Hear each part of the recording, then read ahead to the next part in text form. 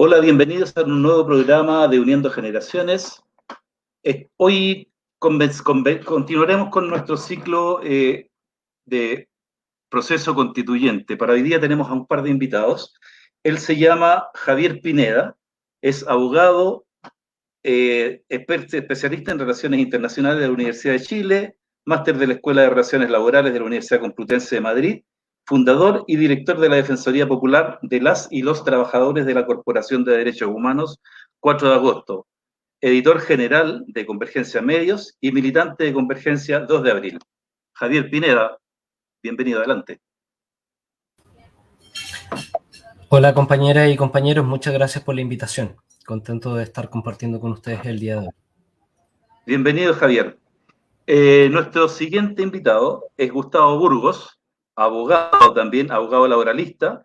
Él es director de la revista El Porteño de Valparaíso. Bienvenido, Gustavo. Adelante. Hola Selmo, hola Javier, ¿qué tal? Hola compañeros, compañeras, un gusto estar acá. Hola, un agrado. Bueno, como les dije en la presentación, vamos a continuar con este ciclo de conversaciones acerca del proceso constituyente que nosotros hemos denominado La historia es nuestra y la hacen los pueblos. No sé por qué, se nos ocurrió una frase cliché, se nos ocurrió una frase cliché en el camino. Queremos conversar con ustedes acerca de las posibles, si es que existen, vías alternativas frente a este proceso constituyente. Básicamente porque ya tenemos sumamente claro que el miembro viril está introducido en el músculo ocular de todos los chilenos. Entonces, a partir de eso, queremos comenzar a ver y a dilucidar si es que existen alternativas frente a la cocina que se planteó a partir de noviembre del año pasado. Javier, no sé si tú quieres empezar esta ronda de exposiciones. Sí, Adelante. muchas gracias por la invitación nuevamente. Y respecto al proceso constituyente, lo primero que podríamos afirmar es que para nosotros y nosotras comienza el 18 de octubre del año 2019.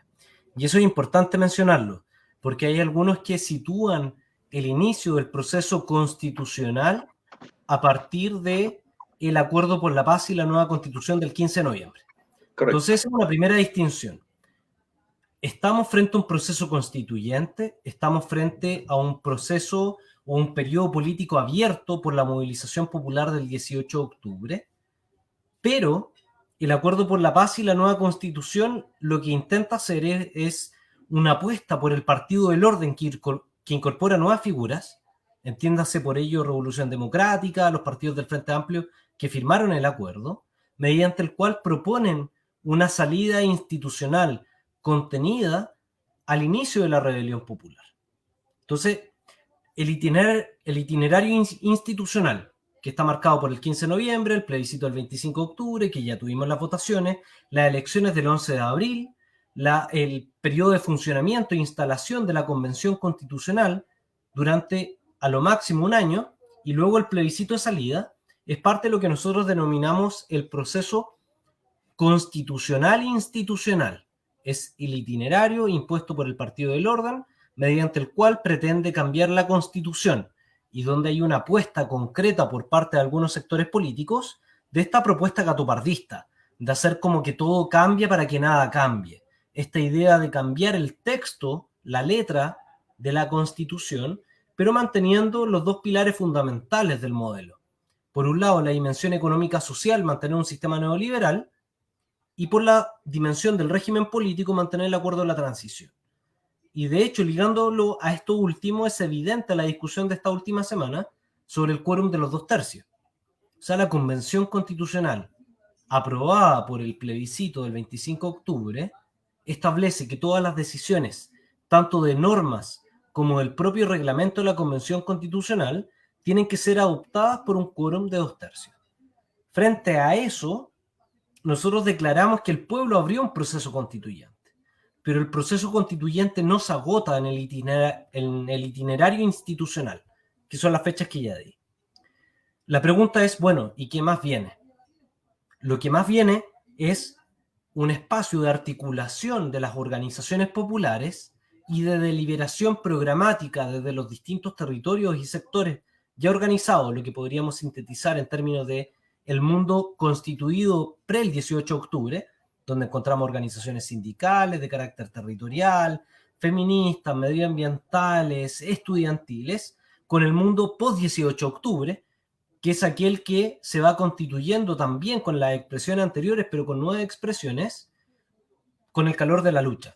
Y ahí encontramos asambleas territoriales, cabildos, brigadas de salud, incluso en el tiempo de pandemia, ollas populares, redes de abastecimiento.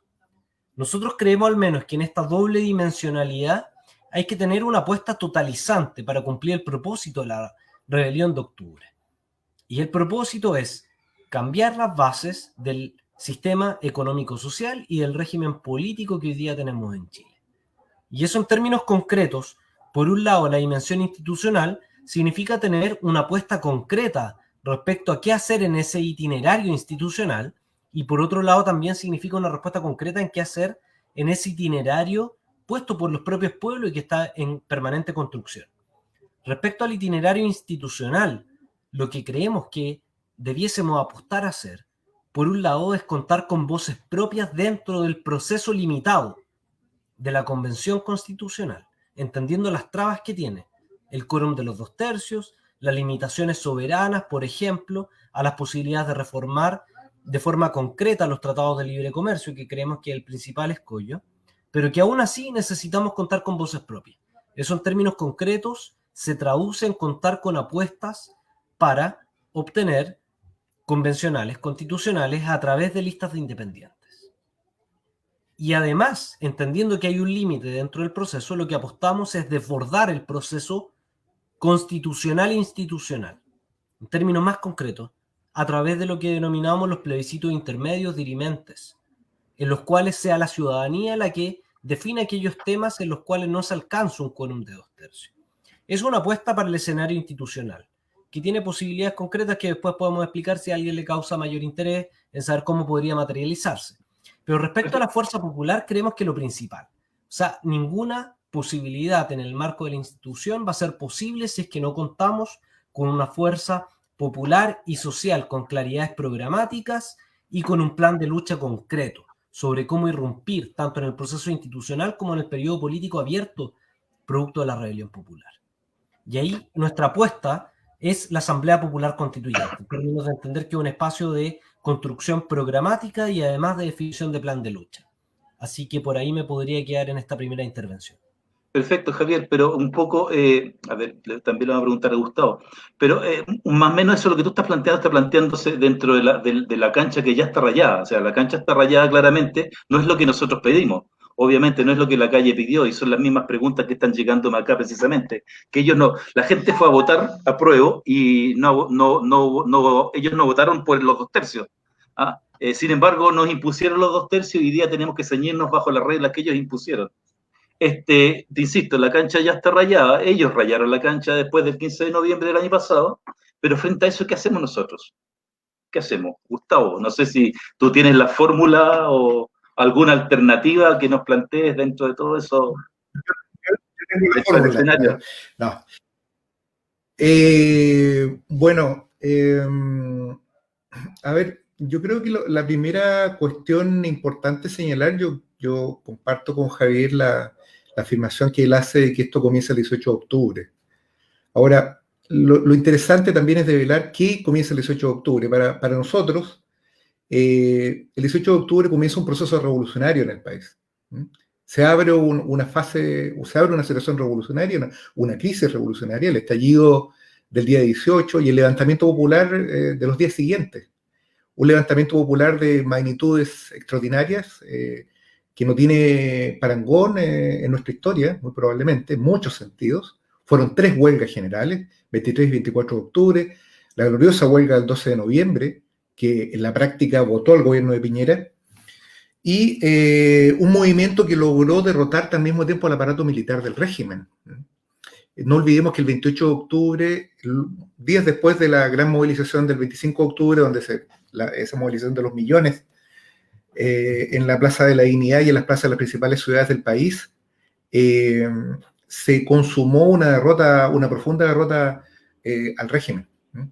Eso yo creo que es como la primera idea. La segunda, que así como los trabajadores y los explotados dieron sus respuestas políticas de esta forma, digamos, para la resolución de esta crisis, la burguesía y el régimen en su conjunto se unieron, ¿no? El 15 de noviembre y suscribieron este acuerdo por la paz, que es un acuerdo contra la mayoría trabajadora, contra los explotados, contra el pueblo, un acuerdo cuyo único y objetivo, como lo dice el propio texto del acuerdo constitucional, la principal finalidad es restablecer el orden público, vale decir, consumar la aspiración represiva del régimen.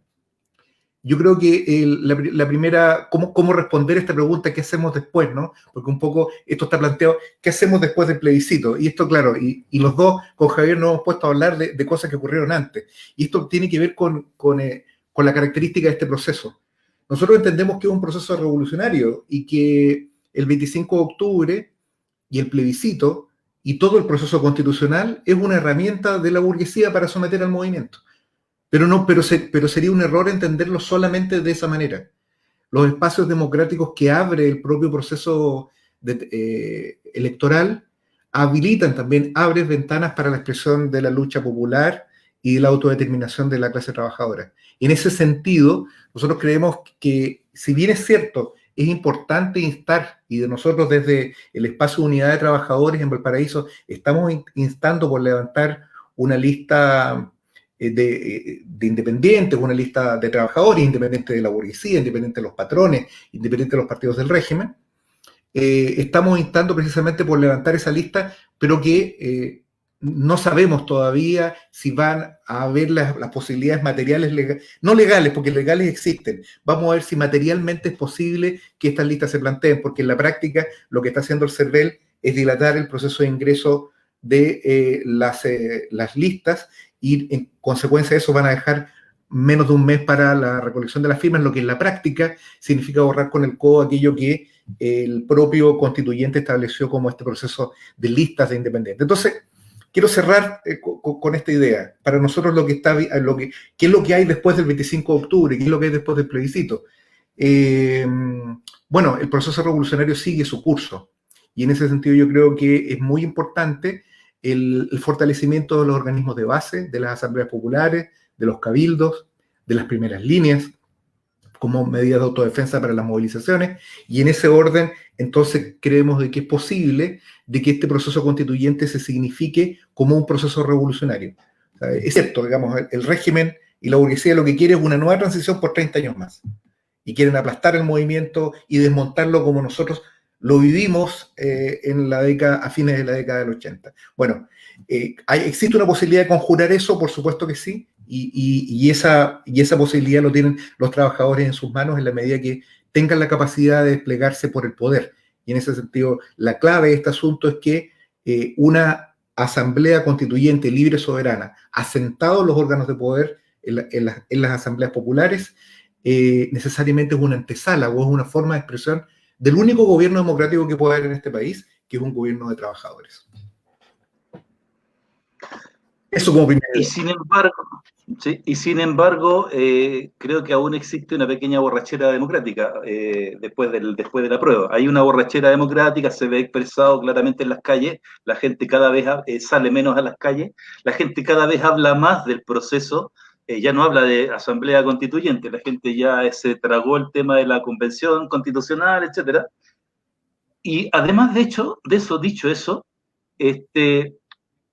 cada uno acá sigue con su agenda propia. El gobierno, que hay un desgobierno, eso está claro. No hay gobierno en este momento, no hay gobierno. O sea, si bien hay un presidente de la República, van 3 o 4 ministros del Interior que han bajado, bajó el director general de Carabineros, pero ellos siguen con su agenda, ¿ya? O sea, atrasada, mala, pésima, pero siguen con su agenda, como si nada pasara. Por otro lado, los partidos políticos tradicionales que están insertos en el Parlamento también siguen con su agenda propia.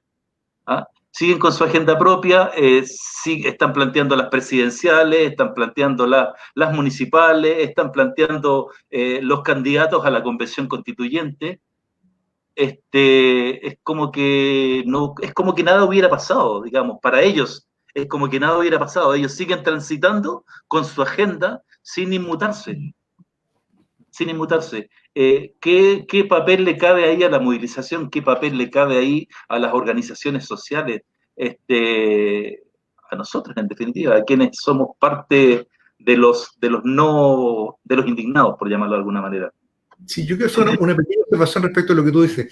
Yo creo que en general hay una cierta borrachera electoral, pero yo diría que esta semana como que nos estamos levantando un poco de eso. Yo veo con mucha expectativa la movilización que hubo ayer en el centro de Santiago. Fueron movilizaciones que, por Carabineros dice que fueron 25.000, así que tienen que haber sido bastante más que eso, y son movilizaciones que fueron en torno a la moneda y con un reclamo expreso que es pidiendo la renuncia de Piñera.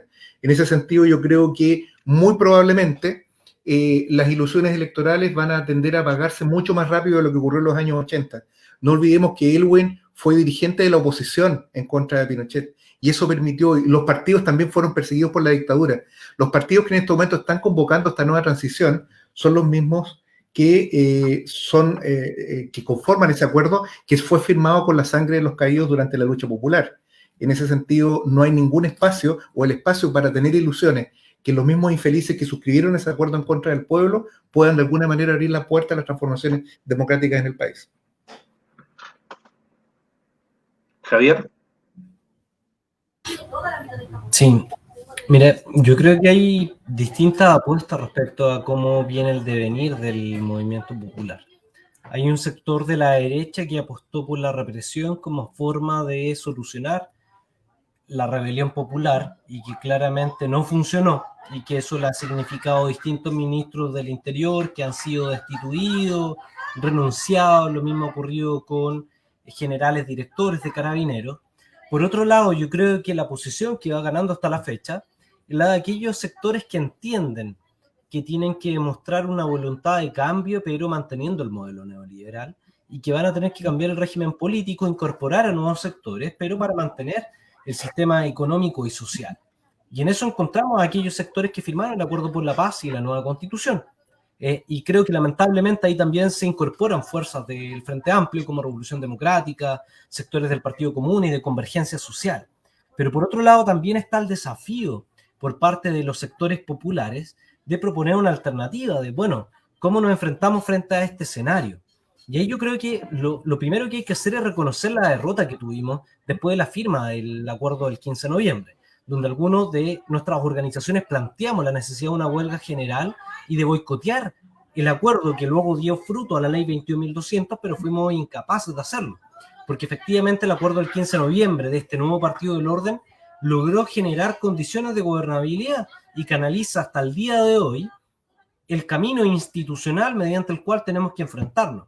Entonces yo creo que ahí el desafío por parte de nuestras organizaciones es, por un lado, entender de que hay un escenario institucional establecido por parte del Partido del Orden, que representa la ley 21.200, con las modificaciones respecto a participación de independientes, de paridad, que eventualmente podrían incluir participación de escaños reservados de pueblos indígenas, e incluso rebajar las condiciones de participación de los propios independientes, pero va a significar en primer lugar, ¿cuál es nuestra propuesta frente a ese escenario?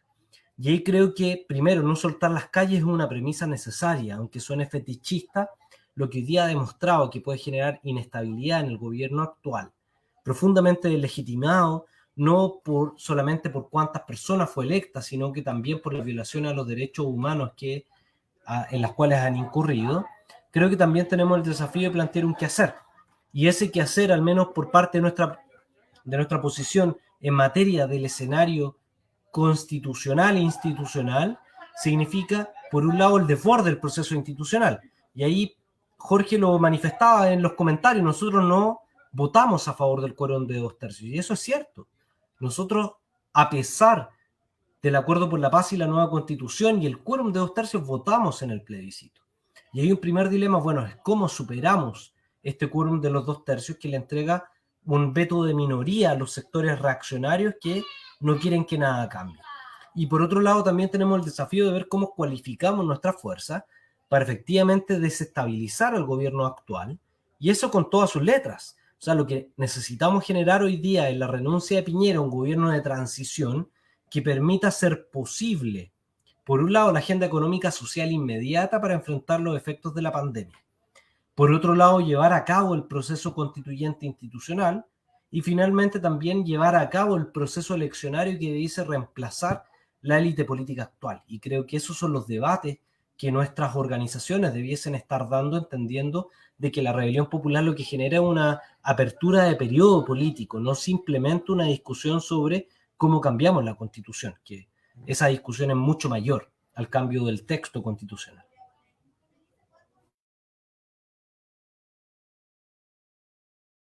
Perfecto. Gustavo. A ver, ahí estoy con audio, sí, ahí estoy con Sí, ahí audio. sí, ahí sí. Yo creo que es bien interesante lo que plantea Javier, porque pone el énfasis en una cuestión que en realidad es central en este momento. ¿Qué hacer? ¿No? ¿Qué es lo que hacemos en este momento? ¿No? ¿Cuál es la tarea que enfrentan las organizaciones populares y en general todas aquellas que se levantaron en contra del régimen a partir del 18 de octubre? Eso es una cuestión central. Yo en este punto quiero marcar una diferencia, sí, respecto al efecto que tuvo el Acuerdo por la Paz. Javier decía que esto era una derrota para el movimiento. Derrota desde un punto de vista de que esto haya significado un aplastamiento del movimiento, nosotros creemos que no. Yo creo que sí es un intento por parte del régimen de volver a controlar la situación. Ese acuerdo es un acuerdo esencialmente contrarrevolucionario, ¿no? Tiene una finalidad represiva, tiene una finalidad básicamente de legitimar al gobierno. Y de alguna forma, ese acuerdo es un nuevo gobierno. Fíjese, si nosotros hacemos la paráfrasis y nos vamos a los años 20 del siglo pasado y vemos el periodo de la anarquía en el que surgió precisamente la Constitución del 25, vemos que hubo periodos donde cayeron uno y otro gobierno. Bastante parecido como caen los ministros de Interior actualmente, ¿no? Y tiene que ver con que en este momento, en realidad, el gobierno de Piñera es un gobierno más bien virtual y el gobierno que ha aplicado las medidas, la ley antibarricadas, todas las de criminalización de la protesta social y toda la legislación antiobrera que se ha aplicado con motivo de la política respecto a la pandemia del coronavirus, se trata de medidas que han sido aplicadas por unanimidad respecto de las fuerzas que concurrieron a dicho acuerdo. Entonces creo que es sumamente importante apuntar en ese sentido, porque lo que está acá en juego en realidad es cierto, es por un lado ofrecer una respuesta política, ofrecer una respuesta que dé cuenta de este asunto, pero también creemos que es sumamente importante caracterizar este proceso como un proceso de revolución. Acá la única respuesta a los problemas que plantea la crisis social, la única respuesta la pueden dar exclusivamente la clase trabajadora. O sea, con un 30% de cesantía, con 2.500 presos políticos, con cientos de mutilados, torturados, con una lista de asesinados después de iniciar el levantamiento, es absolutamente claro que la burguesía no puede gobernar en este país. Que esa minoría dueña de los medios de producción, de los grandes grupos económicos, del capital financiero, no puede seguir gobernando en el país. Esa clase social debe ser expulsada. Y esto es algo que debe ser puesto en el debate actual, porque se habla muchas veces de una sociedad de derechos, se habla de reformar el sistema previsional, pero también es muy importante decir cómo hacer eso. Y para eso es fundamental poner en el centro del debate, por ejemplo, la necesidad de la socialización de los medios de producción, el desmantelamiento del aparato represivo y el reemplazo de estas instituciones por las formas de gobierno que en el propio movimiento se han venido dando las bases, los trabajadores y los explotados en todo el país. Las asambleas populares pueden asumir funciones de gobierno y para eso es necesario, obligadamente, quebrar la institucionalidad. Esta institucionalidad como tal está concebida exclusivamente para garantizar el dominio y el gobierno de la oligarquía. Es necesario expulsar del poder a dicha oligarquía y eso es algo que está planteado en este proceso que nosotros, chilenos legalistas como somos, no hemos dado en llamar proceso constituyente, pero la verdad que es un proceso revolucionario en cuanto a su contenido. Las cosas son en la realidad social lo que son y no lo que se dice que son.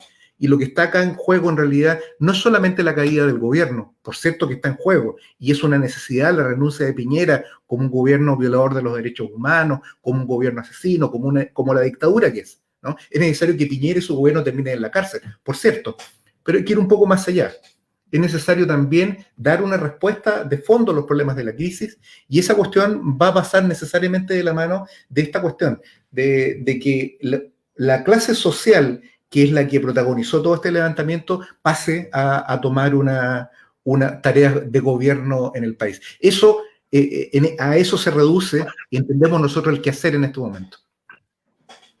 Es el miedo parece que tiene el Congreso precisamente, porque dicho en buen chileno, es el Congreso el que le está prestando ropa a la presidencia, al gobierno, porque este gobierno está absolutamente desestabilizado, o sea, no da para más, ya con 3 ministros del Interior, con un director general de Carabineros fuera, acusado por todas partes, está haciendo algo por todas partes, no llega con ninguna política social a la hora, y pésimas, malas, pero sin embargo el Congreso insiste en mantener la institucionalidad, a como dé lugar. Y por eso te digo, o sea, cada uno de los dos, ambos, aunque van por carriles paralelos, siguen con su agenda de frente, manteniendo el orden en este país, potencializando la policía militar, qué sé yo, tratando de cambiarle el rostro a la policía,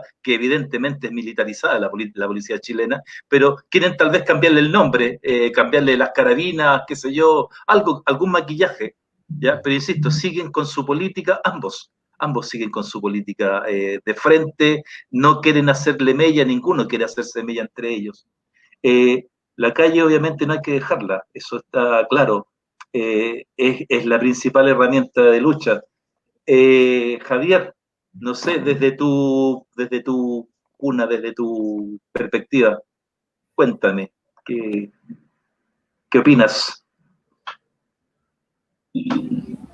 Sí, usar algo que mencionaba Gustavo, o sea, yo estoy de acuerdo con el fondo que plantea, pero creo que cuando asumimos la derrota es porque no fuimos capaces de generar las condiciones para que ese acuerdo no fuera legislado. O sea, por eso creo que fue una batalla perdida, pero no es la guerra perdida, en términos de que estamos frente a un periodo que nos permite irrumpir y respecto al cual hay que plantear política. Creo que el gobierno de Sebastián Piñera es sumamente frágil, y lo ha demostrado la renuncia reciente del general director de Carabineros Mario Rosas, que sobrevivió a más de 30 querellas por violaciones a los derechos humanos, pero que finalmente terminó cayendo después de la balacera que realizaron frente a menores de edad, que eran objeto de protección. Ojo, no eran infractores de ley, eran menores sujetos a la protección por parte del Estado mediante una organización colaboradora del Sename externalizada. Y respecto al escenario institucional, creo que lo que falta por parte de nuestra parte es claridad por parte de las organizaciones populares respecto a cómo seguimos avanzando. Y creo que un consenso respecto al escenario institucional es que hay que mantener el escenario abierto, entendiendo que no es nuestro acuerdo. Sin embargo, nos genera la necesidad de plantear una política concreta respecto a este espacio. De ahí refuerzo la idea. Necesitamos construir listas de independientes provenientes del movimiento popular y social que permitan plantear una alternativa al régimen político de los últimos 30 años. Pero desde el escenario popular creo que es importante también cualificar los niveles de organización que hemos tenido hasta la fecha, reconociendo un mundo constituido socialmente previo al 18 de octubre del 2019, pero también fuerzas que se constituyen al calor de la lucha posterior al 18 de octubre del 2019, que tenemos que dialogar, tenemos que generar programa en común y generar también un plan de lucha en común que sin lugar a dudas tiene que tener como eje central la movilización de manera presencial desde las calles, asediando al gobierno, pero que luego también va a tener que asediar el escenario institucional. Entonces creo que en este periodo político nada está dicho, creo que hay mucho en disputa, y parte de esa disputa significa de ver cuáles van a ser nuestras posiciones políticas al respecto, donde nosotros a lo menos hemos planteado un escenario de construcción respecto al cual tenemos que desarrollar distintas posturas. Entonces creo que a lo menos eso es lo que podría opinar desde nuestra posición.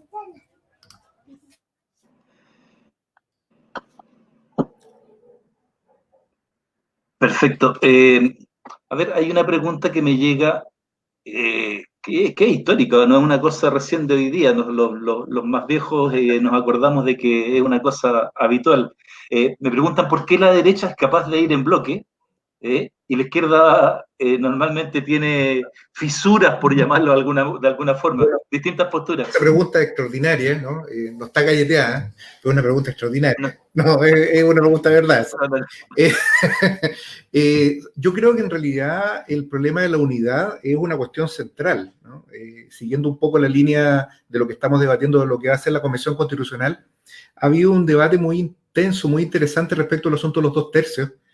Y la verdad es que si nosotros vemos de las fuerzas políticas que suscribieron el acuerdo, la actitud que tienen con respecto al régimen, a ellos, con que tengan un 50%, les da lo mismo, porque la verdad es que ellos tienen en estos momentos controlado absolutamente la Convención Constitucional.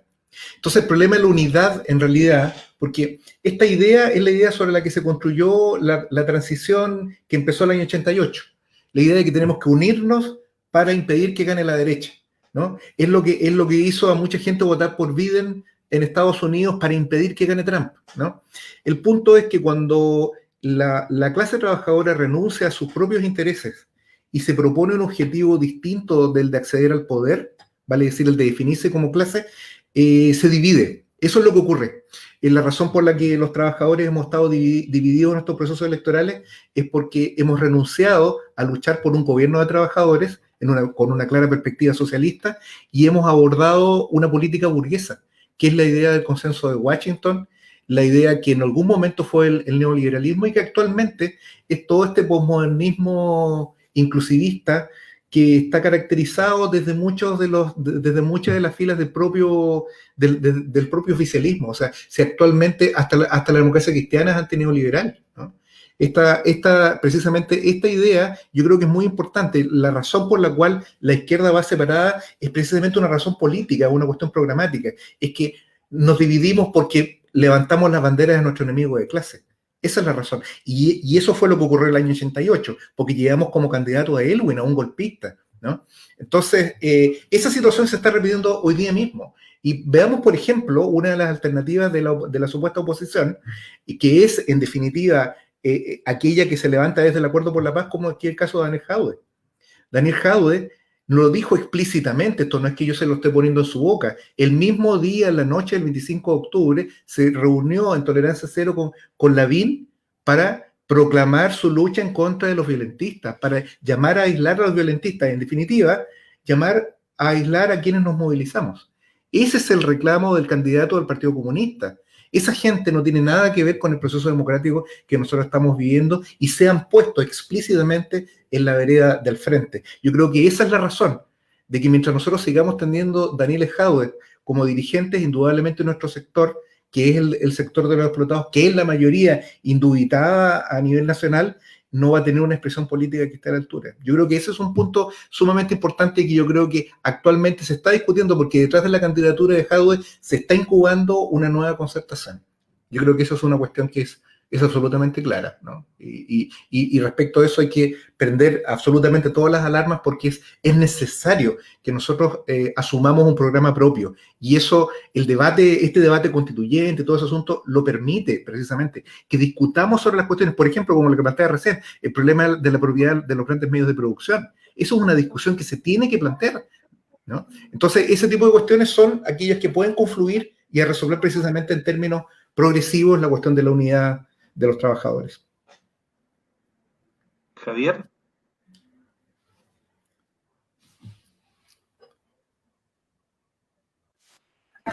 Sí, yo concuerdo con algunos de los elementos planteados. O sea, lo que hoy en día impulsan algunos sectores, y diría que la diferencia de por qué algunos apostamos por las listas de independientes no es porque creamos ser puros y que no tenemos vicio, a diferencia de los partidos políticos. Creo que hoy en día los sectores declarados de izquierda antineoliberal, descartando a las fuerzas de la concertación, que son parte del Partido del Orden, es que por un lado está el Frente Amplio.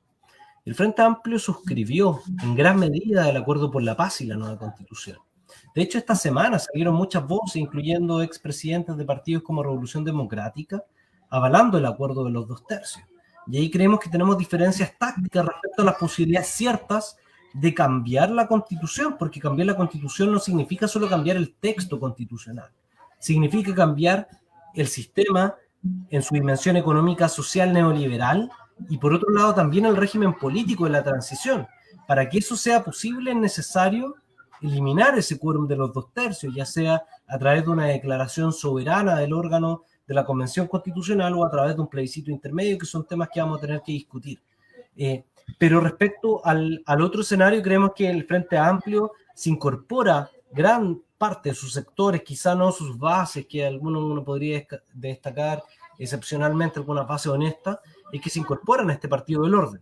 Y por otro lado, el Partido Comunista, que si bien ha tenido una posición consistente a lo largo de la revuelta, no hay que olvidar que fue gobierno hace 2 años, con Michelle Bachelet, que fue parte de las administradoras del modelo neoliberal en los últimos años. Entonces, resulta difícil creer en estas fuerzas políticas, y por ahí lo que nosotros apostamos es la configuración de una fuerza política que represente los intereses de la revuelta. Por supuesto, no va a representar los intereses completos de todo la movilización pluriclasista que se registra a partir del 18 de octubre hasta la fecha, pero sí creemos que tiene que haber una expresión propia por parte de los sectores populares de intención revolucionaria, que se traduzca en una expresión política también con programa propio.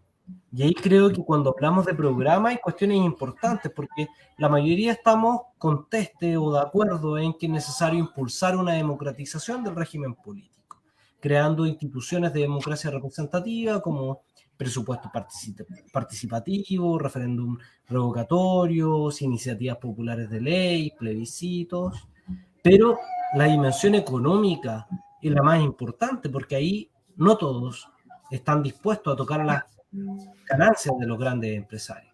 Por tanto, por ejemplo, una apuesta programática o de plataforma de lucha a nivel constitucional que quiera poner fin a las concesiones que existen en nuestro país en materia de bienes comunes, en materia de empresas eléctricas, sanitarias, de autopistas, va a significar tocar los intereses de los ricos de nuestro país. Lo mismo en materia de cobre y litio. Creemos que no todos van a estar de acuerdo. Cuando discutamos la política tributaria del país y que efectivamente no exista esta tributación integrada donde las personas pueden descontar de forma natural los impuestos pagados por sus empresas, creemos que van a saltar algunos sectores a rechazar ese tipo de iniciativas.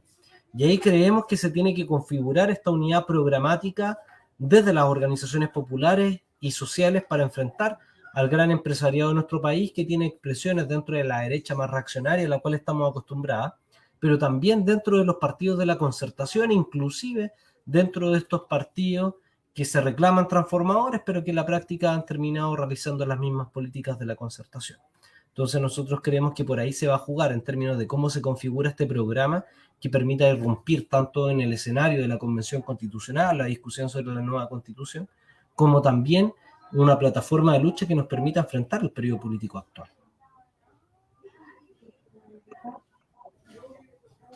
Gonzalo, estamos a puertas de una concertación 2.0, parece que estamos a puertas de la concertación. Está claro, o sea, la línea va para allá está apuntando todo esto. Ahora, lo que dijiste tú, Javier, sí, los pilares. A ver, de una u otra manera sucedió algo que era impensado, el tema del 10%. Se tocó de una u otra manera uno de los pilares uno de los bastiones de este régimen, del sistema. Sin embargo, hoy día también, a pesar de que era uno de los pilares fundamentales del sistema, la derecha está votando también a favor del retiro del segundo 10%. Ahí no sé, ¿qué pasa? ¿Qué pasa? Que la derecha hoy día es más democrática, es antipiñerista, es anticapitalista. ¿Cómo entendemos ese fenómeno que la derecha esté hoy día apoyando posturas radicales con respecto al sistema neoliberal? Dejo abierta la... Sí, es bien interesante lo que está ocurriendo, y esto tiene que ver fundamentalmente con que en lo inmediato la inoculación a la economía del país de 18.000 millones de dólares o 20.000 millones de dólares, creo que representaría un nuevo retiro, es necesario para una economía que está en una anemia recesiva y ya con rasgos característicos de depresión, inequívocamente, que hacen de esta medida una medida para insuflar oxígeno a las arcas del gran capital, en realidad. Entonces, esto es una medida que, si bien es cierto, permite resolver en lo inmediato el problema del hambre de una parte importante de la población y de los trabajadores, no es menos cierto que también contribuye a alimentar el modelo capitalista, y en ese sentido no es contradictorio. Esta gente muy rara vez se equivoca, si en realidad los errores provienen más bien del lado nuestro, ¿no? Somos nosotros los que nos equivocamos y los que no alcanzamos a levantar adecuadamente los problemas. Yo quiero señalar una cuestión que me parece muy interesante, que es lo que plantea Javier. Nosotros también creemos que es necesario construir una nueva dirección política de los trabajadores. Eso nos parece que es fundamental.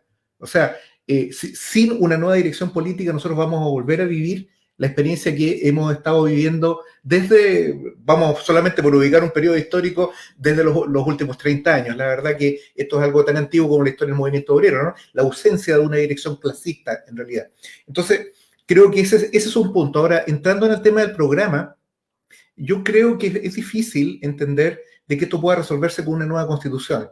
Las constituciones son papeles, son simplemente textos, son expresiones de lo que ocurre en la base de la sociedad.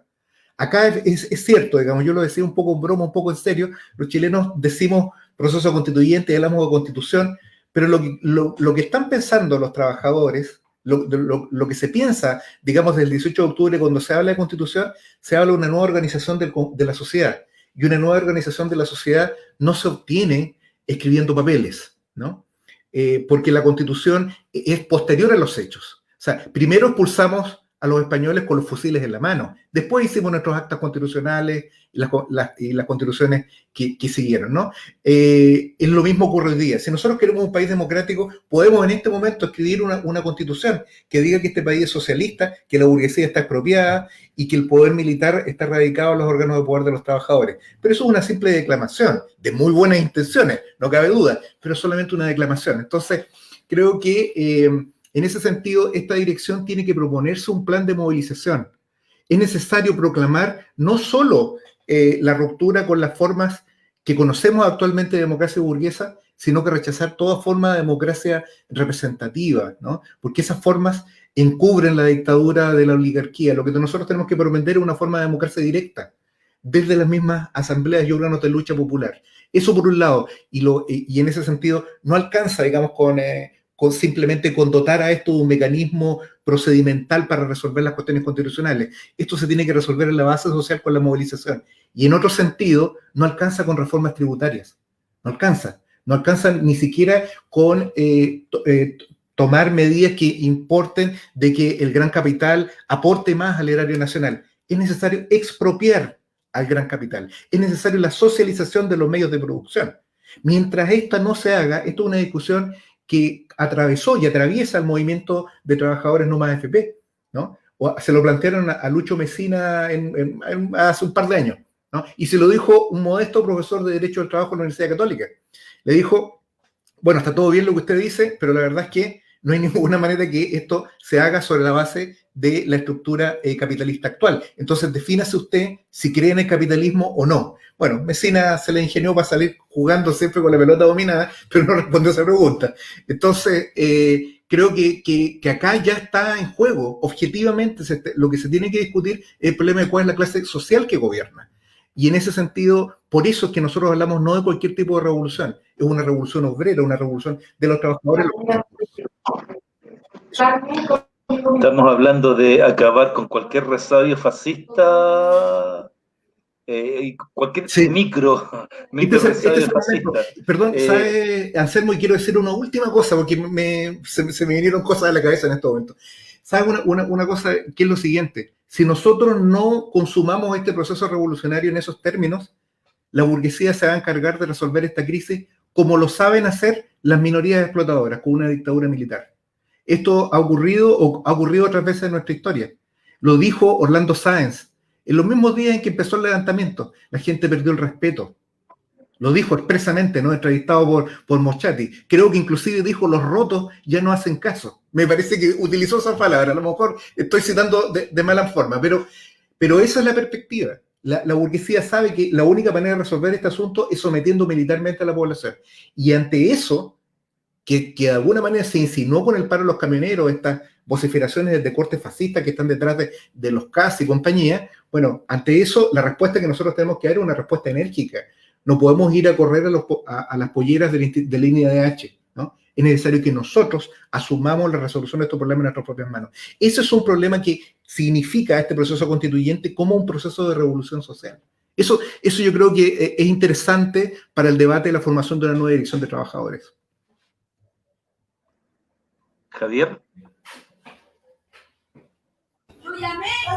Sí, yo discreparía un poco en los últimos puntos. Creo que compartimos el anhelo de qué es lo que debiese ser, pero es distinto el escenario político actual frente al cual nos enfrentamos.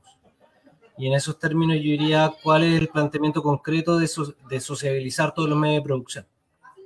¿Qué industria nacionalizaríamos hoy en día? Porque hay mucha industria parasitaria también y que no tiene sentido desarrollarse hoy en día. Entonces uno podría decir, hay sectores productivos respecto a los cuales el Estado de Chile podría agregar valor agregado y hacerlo productivo, tal como lo viene planteando Bolivia, por ejemplo, la industria del cobre, del litio, pero otros tipos de industria no diría para qué hacerse cargo de aquella. Entonces creo que la reflexión es mucho mayor. Y a nivel constitucional concuerdo en términos de que la Constitución no resuelve nada en términos de entender la Constitución como el librito azul, que contiene hasta hace un par de meses los 129 artículos y ahora con la modificación constitucional 130 y un poco más. Creo que la Constitución desde esa perspectiva, claro, no tiene mucha utilidad discutir qué es lo que consagramos ahí porque va a ser irrelevante para los términos de la lucha de clase ver lo que contiene, pero creo que sí es interesante reconocer que la Constitución cristaliza relaciones de fuerza. Y ahí en términos creo que la Constitución actual, en los términos que se ha planteado por el itinerario constitucional restringido de la Convención Constitucional, y ahí polemizo no tanto con Gustavo, porque creo que estamos de acuerdo con el horizonte, sino con algunos profesores progresistas, por ejemplo, como Fernando Atria o como Jaime Baza, que plantean que lo que necesitamos en realidad es una constitución de mínimos, como si lo que estuviéramos enfrentando actual es una discusión netamente constitucional, de teoría del derecho constitucional, y no una disputa en la lucha de clase. Entonces, por ejemplo, lo pongo situado en dos ejemplos bien concretos. Sistema de pensiones. Los sistemas de pensiones, por lo general, no están regulados en las constituciones. Pero si usted me dice, tenemos la fuerza para ponerle fin a la AFP y establecer un sistema de reparto tripartito y solidario con administración por parte de los trabajadores de los fondos de pensiones, hagámoslo. Porque es necesario para seguir avanzando. No nos va a traer la revolución ahora, pero nos va a permitir pagar mejores pensiones y, por otro lado, disponer de los fondos del ahorro de los trabajadores para invertir en aquellos sectores productivos que nos interesa invertir. Entonces se verá mal en la teoría constitucional, pero es algo necesario. Lo mismo respecto al derecho al trabajo. Uno podría decir, ¿sabes qué? Garantizar una pensión equivalente al salario vital, entendido como aquel que representa el costo de la vida de una familia de 4 personas, se verá feo en la Constitución, pero podría significar avances cualitativos para el 50% de los trabajadores asalariados hoy día en Chile. Entonces, por tanto, creo que esas banderas de entender que la discusión del periodo actual va a tener una representación dentro del nuevo texto constitucional o de la disputa respecto al proceso constitucional institucional y además por fuera de aquel, creo que es importante para entender la dinámica de la lucha de clase. Entonces, creo que hay que pensar en términos de un programa y de diseño estratégico que creo que está ausente a la izquierda. O sea, creo que nuestras organizaciones siguen pensando bajo los mismos moldes de los años 70, 80, no por una crítica al diseño estratégico clásico, porque creo que es necesario aprender de aquellas posturas, pero sin embargo creo que el escenario político actual nos desafía mucho más. O sea, una premisa del marxismo de la izquierda es entender la acción política dentro del contexto que nos toca vivir y plantear la tesis de la insurrección, de la guerra popular prolongada como horizonte estratégico en términos mecánicos, creo que es profundamente errado y no nos da cuenta de la teoría del Estado en el siglo XXI.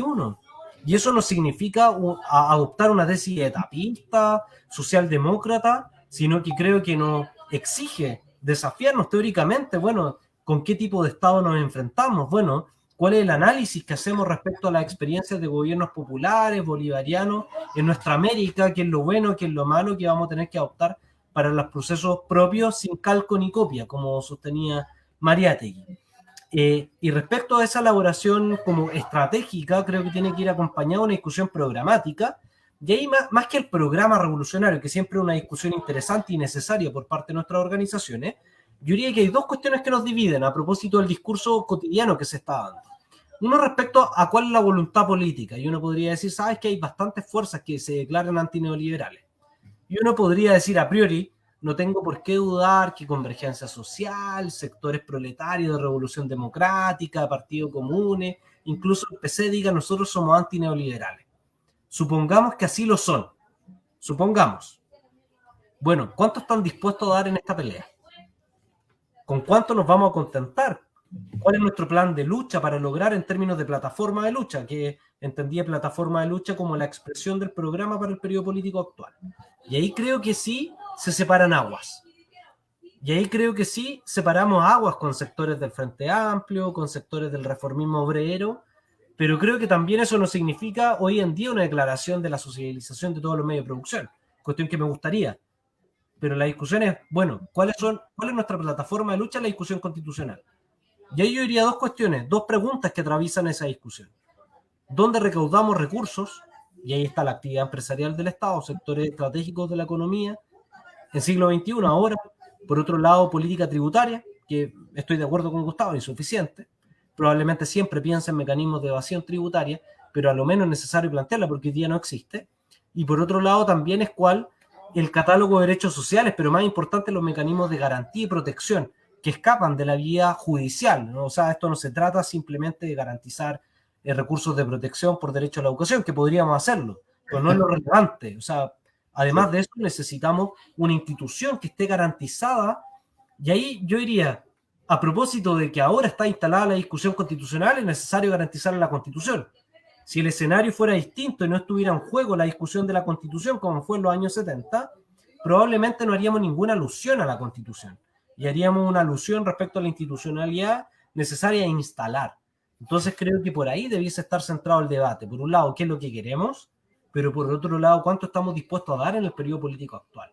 Y creo que eso nos va a ayudar a configurar este nuevo sujeto que debiese representar en gran medida, nunca va a ser totalizante de todas las expresiones de lucha del movimiento del 18 de octubre y que creo que hoy día no está representado y que nuestras organizaciones también en términos de autocrítica no han sido capaces de representar, y ahí está el desafío a propósito del periodo político actual y también del proceso constitucional en curso, que podría derivar en un proceso constituyente, pero que a lo menos es proceso constitucional con un itinerario institucional.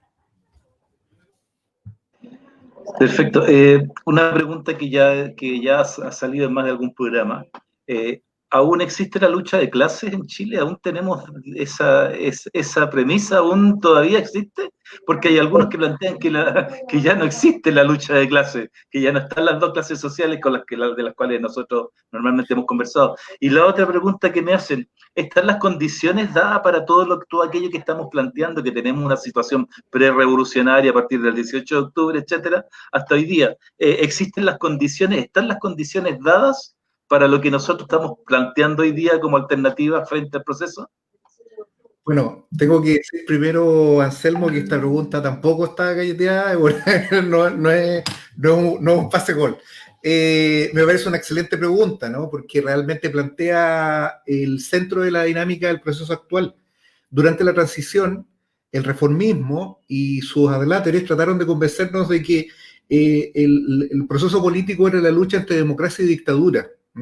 No pocos utilizaban la figura bastante poco elegante de que lo que nosotros teníamos que hacer era correr el cerco. En eso consiste el trabajo de los socialistas, ¿no? Lo que queríamos el socialismo, teníamos que limitarnos a correr el cerco. Una cosa bastante jodida, porque cuando uno corre un cerco, lo único que hace es afirmar lo que está establecido y de ninguna manera transforma la estructura social a la cual está haciendo referencia. Eso es lo primero que creo que indudablemente el 18 de octubre marca precisamente un mentiz a muchas concepciones que estimaban de que la lucha de clases había apagado como motor de la historia. Lo que vimos a partir del 18 de octubre es la irrupción de la clase trabajadora en el entorno político actual. Y la clase trabajadora del siglo XXI, me tomo de las palabras de Javier, ¿no? No la de los años 70, la clase obrera actual, la clase obrera precarizada, los chicos que hacen delivery, ¿no? La gente que está trabajando en negro, los inmigrantes, ¿no? Las estadísticas revelan que buena parte de los compañeros de la primera línea y la gente que iba a parar a las postas, los que llegaban a las postas eran todos trabajadores. Las federaciones estudiantiles que tuvieron otrora un papel tan importante en nuestro país desaparecieron por completo. Los estudiantes universitarios no jugaron ningún papel. Solo los secundarios, que son precisamente los que tienen un mayor componente de clase trabajador. Entonces creo que sí, que precisamente el 18 de octubre lo que viene a gritarnos así en la cara es de que la lucha de clases sigue viva, ¿no? Como siempre.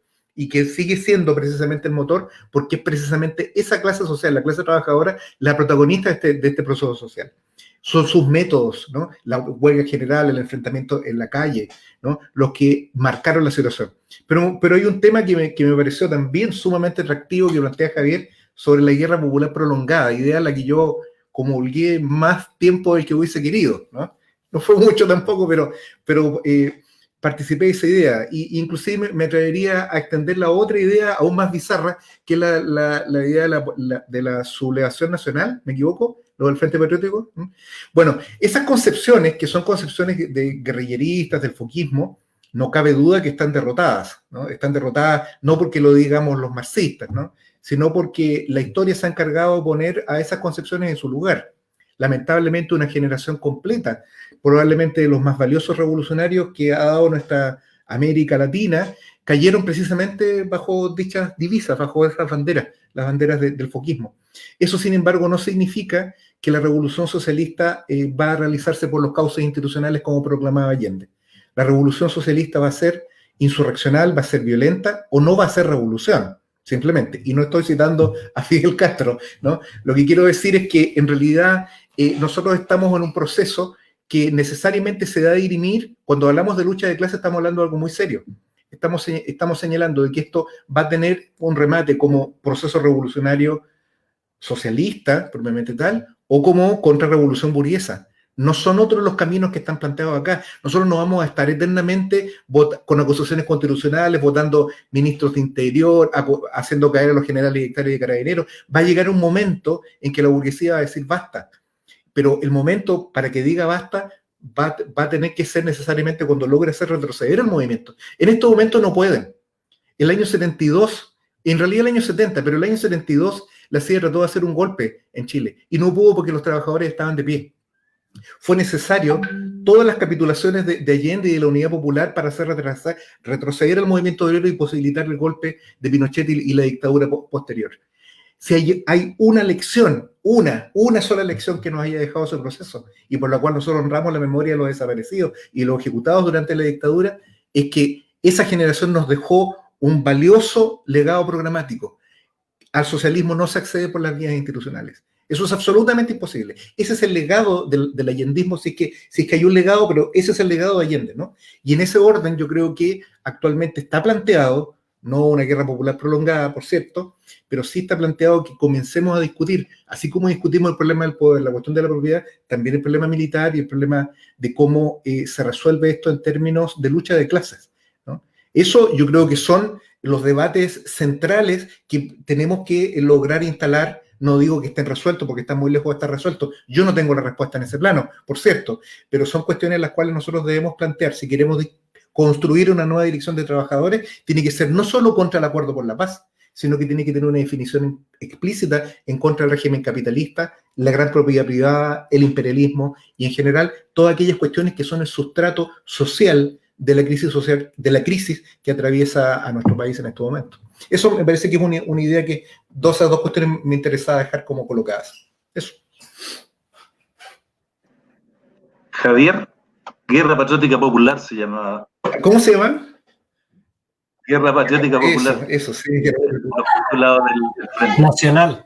Guerra Patriótica Nacional. Guerra Patriótica Nacional. Tienes razón. Sí, tienes razón. Eran rayados GPN, GPN. sí, correcto. Que me preguntaban qué significaba la GPN. Porque no... Javier, no sé si quieres seguir con respecto al mismo punto o pasamos a otro, porque hay una pregunta que me dice que, a ver, los cabros en la calle dicen ni izquierda ni derecha. ¿Cómo avanzamos sin partido? ¿Cómo avanzamos sin partido? Si los cabros derechamente están dentro de de un proceso anarquista, tal vez sin saberlo, ¿eh? Tal vez sin saberlo, como por osmosis, anarquismo por osmosis.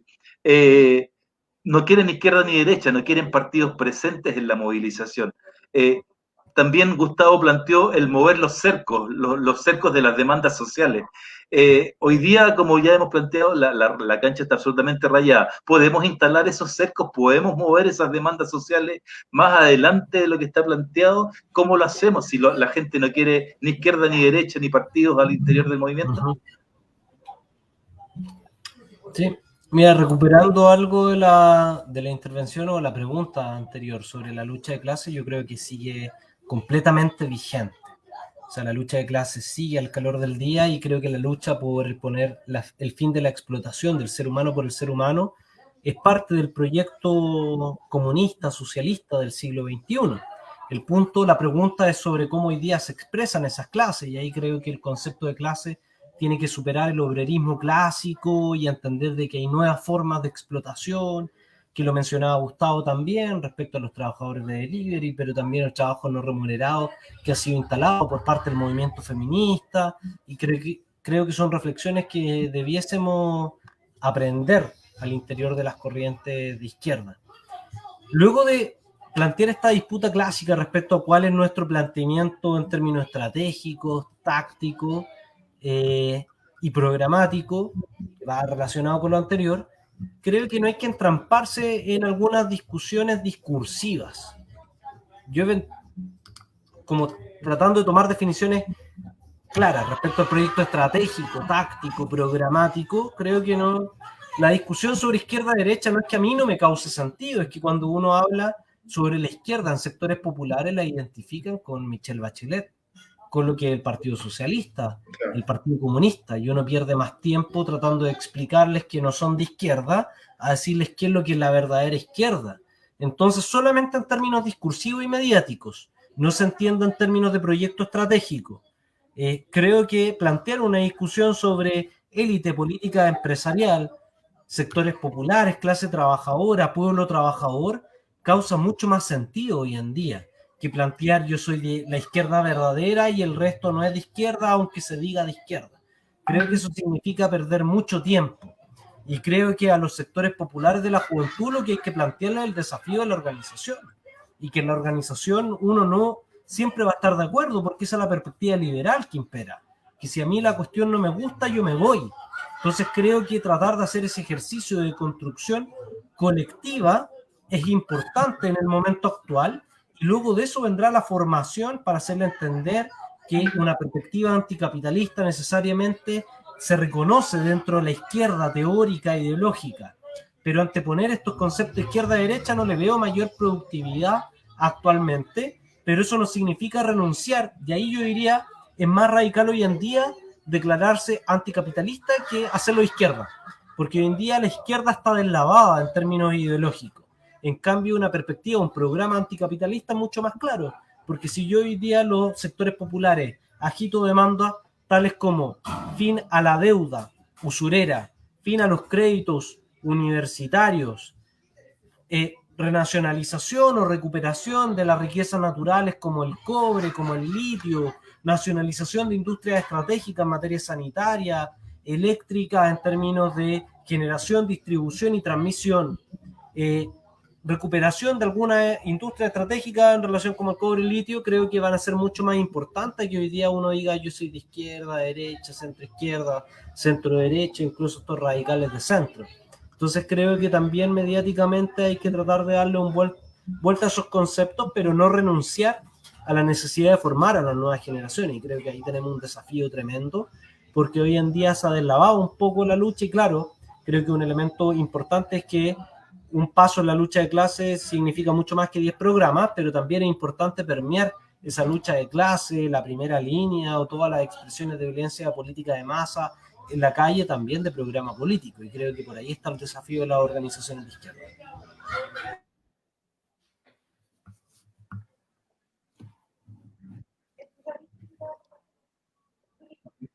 Perfecto. Mira, insistiendo un poco en el mismo, hay algunas preguntas que insisten que sí quieren izquierda. Lo que pasa es que hoy tenemos una izquierda que no es izquierda. es derecha, disfrazada, dice. La verdadera izquierda murió en el 73. Insisten en la figura de Allende. Insisten en la figura de Allende como un personaje revolucionario, identificado con la izquierda chilena, consecuente. Eso. ¿Todavía tenemos esa concepción romántica de la izquierda chilena? No sé, la gente todavía sigue pensando en el Allende del 73, y no hay más. O sea, después de eso, la izquierda chilena tradicional desapareció. No sé, cuéntenme. Yo creo que hay el debate sobre la figura de Allende daría para hacer, no sé si uno, varios programas más, ¿no? Solo sobre la figura de Allende.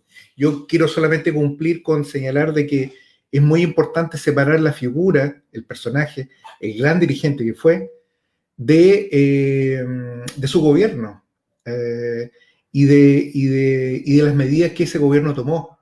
Es necesario separar el discurso final de Allende en La Moneda mientras esta era bombardeada de aquella cuestión que está muy bien reflejada en la carta que le dirigieron los cordones industriales 4 días antes del golpe a Salvador Allende, donde le pedían en definitiva, voy a resumir de manera muy tosca y telegráfica, donde lo que hacían los cordones industriales, pedían armas y pedían poder, ¿no? Y le pedían a Allende que se pusiera al lado de ellos. Bueno, pero la verdad que es una discusión mayor, pero creo, por eso yo decía y citaba mañosamente a Allende, porque creo que Allende voluntario o involuntariamente, nos dejó ese legado, el legado de que el camino institucional es un camino muerto, ¿no? No hay vías institucionales hacia el socialismo.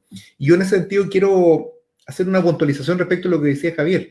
Está bien, digamos, nosotros tenemos que tratar de ubicarnos en un plano de clase. Y para estos efectos es imprescindible que nosotros proclamemos la necesidad de una revolución socialista en nuestro país. Eso es un elemento que nos distingue, sí, respecto de toda la izquierda reformista y la izquierda apoltronada y la izquierda proburguesa, que es la que en primer momento se le viene a la cabeza a la gente cuando se le habla de la izquierda, ¿no?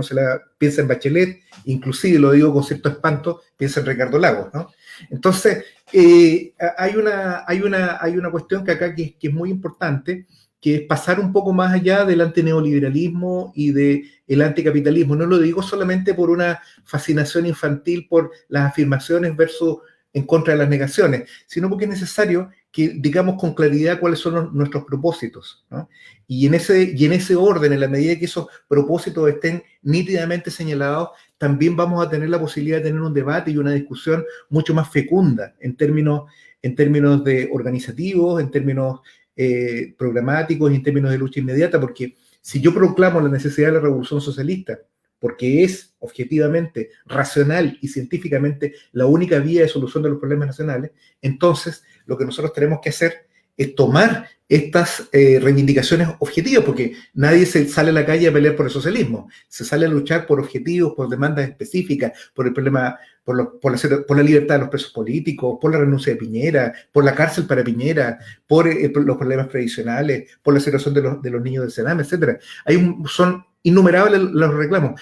Ahora, el punto es acá, y probablemente Anselmo pueda compartir conmigo esta apreciación, la lucha consecuente por estas reivindicaciones conduce transicionalmente a la lucha por el poder, porque la verdad es que no es posible que dentro del marco capitalista que nos resulta impuesto por la oligarquía, estos reclamos democráticos básicos sean respondidos.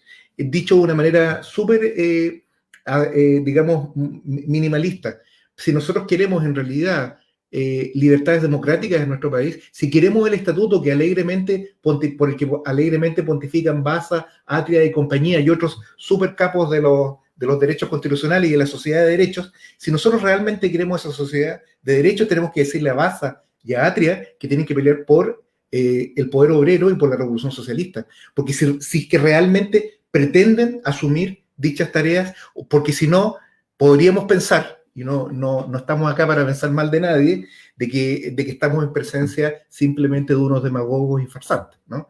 Que es a lo que ha quedado reducido en buena medida la política ciudadanista que en su momento planteó el Frente Amplio, que ha quedado desnudada en su carácter de clase, por ejemplo, acá en Valparaíso, ¿no? El alcalde Sharp, mientras el pueblo se batía en las calles contra las fuerzas especiales, Él, aprovechando el desaguisado de Piñera sobre el que estábamos en guerra, él llamaba a la paz y a la desmovilización.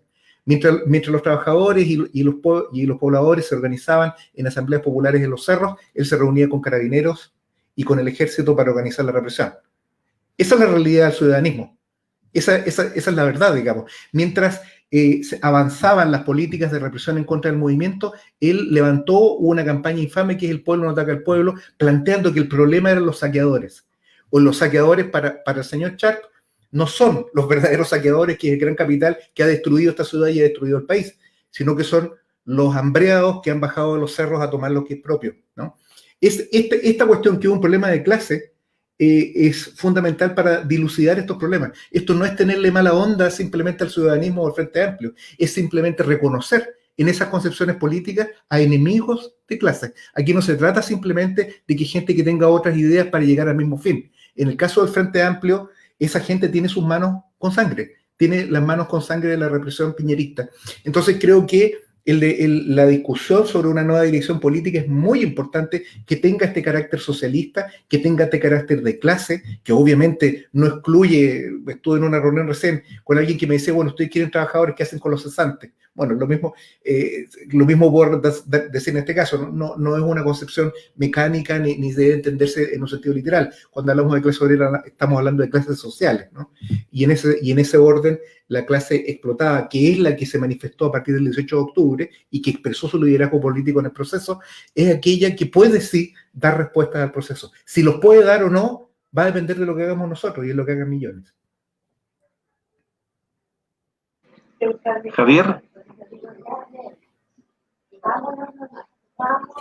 Sí, yo comparto más o menos las apreciaciones respecto a lo que se hace frente a la política del Frente Amplio hoy en día a propósito de la rebelión popular. Creo que algo importante es ver cómo hoy día vamos construyendo una direccionalidad política que no va a ser en los términos clásicos tampoco, de que lo hemos planteado. Nadie se va a subordinar a las políticas de una organización, por más allá de vanguardia y claridades que tenga. Entonces creo que hay que ver hoy en día las experiencias del siglo XXI también, en términos de aquellos proyectos bolivarianos, y ahí yo creo que recojo mucho la figura de Salvador Allende. Puede que haya tenido muchos errores. Yo realmente no sé cuál era la postura correcta en esos años, me faltan antecedentes para haberla evaluado.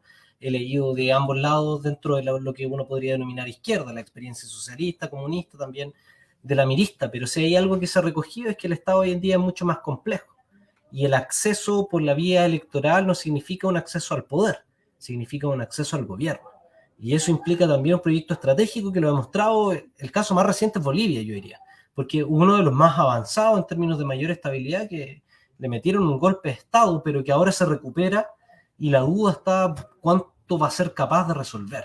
Entonces creo que bajo ese escenario, el proceso constituyente chileno de los pueblos en Chile, incluyendo también a los pueblos indígenas, va a tener que medirse. Y ahí creo que nuestras organizaciones van a tener el desafío de plantear una política concreta. Entonces, volviendo a algunos temas un poco anteriores, pero creo que en atención a la hora que vamos, probablemente sea de las últimas intervenciones. Entonces creo que por ahí hay que darle un punto de vuelta a la unidad. ¿Unidad con quién y para qué? Entonces, un fenómeno bien concreto que quizás ahí era susceptibilidades, pero respecto, por ejemplo, al Partido Comunista, yo respeto mucho la trayectoria del PC, pero el PC en los últimos años tiene una tesis de ruptura democrática clara, y que eso implica aliarse con sectores de la concertación, y lo van a hacer para las elecciones de gobernadores, lo van a hacer para las elecciones de alcaldes, y lo están haciendo. Entonces, una pregunta ahí que es una interpelación a los moderadores, invitadores al foro, es como, ¿vamos a seguir aceptando siendo vagón de cola del Partido Comunista para luego quejarnos de aquello que sabíamos que iban a hacer? Eso es una primera pregunta. Y otra respecto al Frente Amplio, que yo creo que ya está más claro después del comportamiento del Acuerdo por la Paz y la nueva Constitución, que en realidad son las juventudes de la concertación. Rescato algunos sectores, creo que tienen sectores honestos, transformadores, pero que lamentablemente no están viendo la apuesta estratégica de los sectores que hoy día lideran. Y como toda apertura de periodo, lo que hay que entender es que acá hay una disputa al interior de la clase dominante respecto al proyecto de dominación, Y por eso con algunos compañeros discutíamos respecto a la participación en el plebiscito. O sea, es obvio que hay sectores dominantes que iban a querer participar del plebiscito y otros que no, que iban a tener una posición de rechazo. Porque eso es parte de la lucha de clases. O sea, tratar de confundir. Y sin lugar a dudas, yo creo que Luksic financió toda la campaña al rechazo, pero públicamente salió a decir que votaba a prueba porque quería seguir en la cancha, lo mismo que Longueira. Entonces creo que por parte del bloque de las clases subalternas también se da esa disputa. Bueno, ¿qué es lo que vamos a hacer? ¿La unidad para quién? Y ahí creo que hay una discusión ficticia respecto al sistema electoral, porque por muchas de las personas no se entiende cuál es el sistema electoral.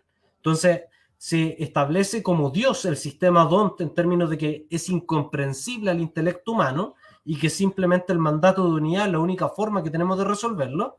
Pero ahí yo diría una premisa importante bajo la lógica del sistema electoral actual. ¿No? Esto no es generando teoría, es que el sistema electoral DONT simplemente beneficia a la lista con más votos. La lista de la concertación con Frente Amplio va a tener más votos que una lista independiente anticapitalista. Yo diría, no sé, va a depender del distrito, va a depender de qué tan instalados estén los liderazgos por parte del movimiento social y que si... Y otra pregunta que es la autocrítica a nosotros, si es que de verdad representamos a alguien. Porque una cuestión es anunciar cuáles son los errores del resto y otra cuestión es que el movimiento de masas, el que se organiza y el que vota nos crean o nos reconozcan como interlocutores válidos, porque podamos decir que nosotros somos los verdaderos representantes de la clase trabajadora y que no nos reconoce nadie y que no movilizamos a nadie y que agitamos una huelga general que en realidad no somos capaces de paralizar un sindicato. Entonces creo que ahí también nos llega el mazazo de vuelta. Bueno, si apostamos, bueno, tenemos que hacerlo de cara al pueblo y tenemos que convencer al pueblo de la apuesta que estamos desarrollando. Y ahí creo que son palabras mayores, pero como es un periodo político abierto, creo que hay que atreverse a realizar esas apuestas. Nosotros como organización creemos que una apuesta de independientes provenientes del movimiento popular que realmente estén representando organizaciones que se han movilizado a partir de la rebelión de octubre con un programa transformador en términos bien concretos, desmantelar el sistema neoliberal, ampliar el horizonte político democrático del régimen de la transición, tiene posibilidades hoy en día de ser una alternativa al régimen instalado por los sectores socialdemócratas de izquierda del Partido del Orden. Tiéndase Frente Amplio, sectores de la concertación. Y creemos que esa disputa tenemos que darla en el ámbito institucional, pero por sobre todo, y ahí también nos renunciamos al sectarismo, creemos que en la articulación popular tenemos que encontrarnos con todas y todos. Y nos vamos a encontrar con fuerzas del Frente Amplio, nos vamos a encontrar con fuerzas del Partido Comunista, del Partido de Igualdad, de partidos institucionales, de partidos por fuera, incluso sectores que no quieren nada con la institucionalidad. Y ahí lo que se va a medir son disputas de tesis políticas. Y hay que estar dispuesto a dar esa confrontación de cara al pueblo y no molestarnos cuando perdamos, porque también a la izquierda no nos gusta perder. Y creemos que cuando perdemos nos vamos para la casa. Y nos gusta criticar por fuera también. Entonces creo que tenemos que estar dispuestos también a perder. Y que si no hacemos sentido a las mayorías, subordinarnos a los intereses de las organizaciones populares. Entonces creo que ese es el debate que se está instalando ahora. Y para cerrar, tiene una doble dimensionalidad. A nivel institucional hay que plantear un quehacer. Nuestro quehacer es desborde del proceso institucional, pero eso supone la capacidad de articular fuerzas populares.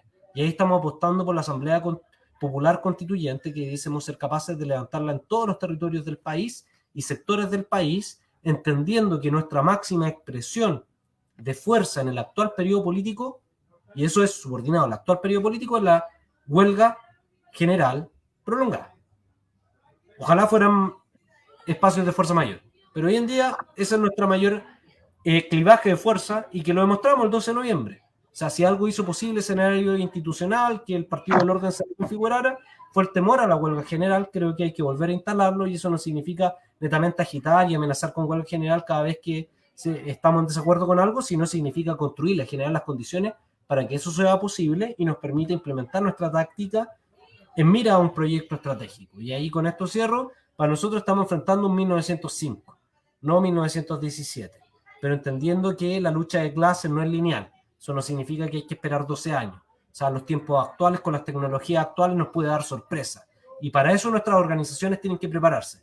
Porque el cambio de periodo, nosotros éramos una organización que no votaba y hoy en día decide tener convencionales constitucionales disputando, no en los municipios, pero sí en la convención constitucional, pero también implica prepararse para la derecha más reaccionaria, y las amenazas de golpe de Estado o de derivas autoritarias también están a la orden del día. Por tanto, creo que los desafíos para nuestras organizaciones son mucho mayores a los que teníamos hace un año atrás. Así que eso es lo que puedo mencionar. Correcto, dos apuntes con respecto a lo que tú dijiste, Javier. Con respecto a la unidad de la izquierda, de los sectores de izquierda, sin embargo, la historia nos vuelve a repetir lo mismo. El Partido Comunista siempre ha tenido su misma línea, no es primera vez, no es nuevo. O sea, acuérdense que en los años 80 el partido decía todas las formas de lucha, todas las formas, y eso le ha pasado históricamente desde que fue fundado hasta el día de hoy. El Partido Comunista siempre ha ido como carro de cola y trayendo a las masas tras de ello, digamos, arrastrándolas hacia sus políticas ambigua. Y por otro lado, tenemos los compañeros del FA, del Frente Amplio, que es infantilismo revolucionario el de ellos, es un infantilismo democrático.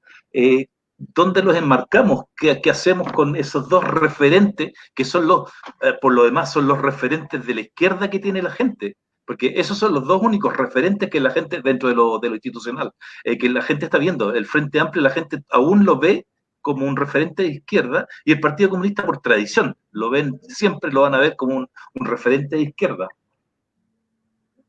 Dejo sí, la pelota ahí. Yo también voy a ir cerrando, tomando lo que dijo Javier.